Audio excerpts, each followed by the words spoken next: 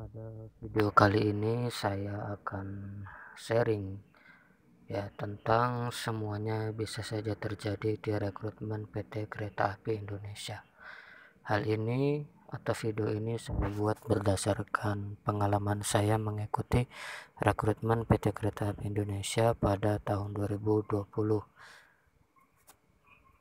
Nah, di sini saya mau menyampaikan ya pada intinya 2 poin penting, yang mungkin 2 poin penting ini nanti teman-teman juga merasakan ya persis apa yang saya rasakan ya ketika nanti teman-teman sudah diterima 100% lulus dari 5 tahapan seleksi: administrasi, kesehatan awal, wawancara, dan kesehatan akhir. Nah, nanti teman-teman akan merasakan ya kemungkinan 2 poin yang akan saya jelaskan. Nah, 2 poin yang saya maksud di sini adalah ya ini dia. Semua bisa terjadi di rekrutmen PT Kereta Api Indonesia Persero. Yaitu yang pertama, harus siap ditempatkan di seluruh wilayah di Indonesia. Nah, jadi bagi teman-teman jangan terlalu menaruh harapan kalau teman-teman itu pasti akan ditempatkan di wilayah dekat rumah. Belum tentu ya, bisa saja nanti teman-teman rumahnya di Pulau Jawa tapi penempatannya di Sumatera, atau sebaliknya teman-teman rumahnya di Sumatera, tempat tinggalnya di Sumatera, tetapi ternyata penempatannya di Jawa. Dan itu benar-benar terjadi di angkatan saya ya. Ada teman saya yang dari Sumatera harus ke Jogja karena perusahaan membutuhkan formasinya di Yogyakarta. Dan juga tidak menjamin ya kalau teman-teman memilih tes di wilayah teman-teman, misalnya teman-teman memilih lokasi tes di Divre 1 Sumatera Utara. Nah, bukan berarti teman-teman akan ditempatkan di Divre 1 Sumatera Utara. Ya, itu hanya lokasi tesnya saja. Ya, pada akhirnya nanti pada tahap akhir penentuan siapa saja yang lulus, nanti seluruh Indonesia yang melakukan atau melaksanakan seleksi mulai dari Divre 1, Divre 3, Divre 4, Daop 1 terus sampai daop-daop yang lainnya akan diseleksi atau dijadikan satu. Nah, nanti perusahaan akan menentukan setelah ditetapkan dari seluruh daop atau divre akan ditempatkan di mana, di wilayah yang membutuhkan ya.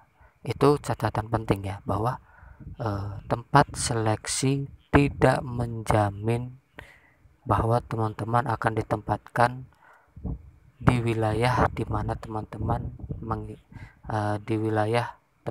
mengikuti seleksi ya. Kemudian poin yang kedua, pada saat penandatanganan kontrak atau sebelum menjadi pegawai tetap bisa saja formasi kita dirubah. Nah, ketika nanti teman-teman dinyatakan lulus, maka teman-teman berhak untuk menandatangani ikatan dinas ya. Teman-teman akan menjalani ikatan dinas penandatanganan kontrak selama 3 bulan. Jadi tidak langsung diangkat sebagai pegawai tetap, karena untuk menjadi pegawai tetap nanti ada syarat-syaratnya. Dan syarat-syarat proses menjadi pegawai tetap akan saya bahas di video lainnya. Nah, kita fokus pada poin kedua ini. Pada saat penandatanganan kontrak ya, maksudnya gimana ya? Maksudnya pada saat nanti teman-teman penandatanganan kontrak, misalnya teman-teman tadinya memilih formasi administrasi. Nah, pada saat penandatanganan kontrak atau pada saat pengumuman kelulusan, bisa saja teman-teman akan dipindah formasinya.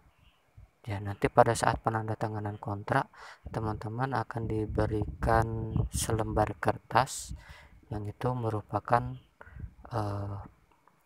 persetujuan teman bersedia untuk dipindah formasinya. Ya, jadi belum tentu pada saat teman-teman melakukan pendaftaran di formasi misalnya pelayanan, nanti ketika lulus tetap berada di posisi pelayanan, belum tentu. Bisa saja teman-teman nanti akan dirubah formasinya. Contohnya saya mengikuti seleksi pada tahun 2020 mengambil formasi petugas pemeriksa jalur.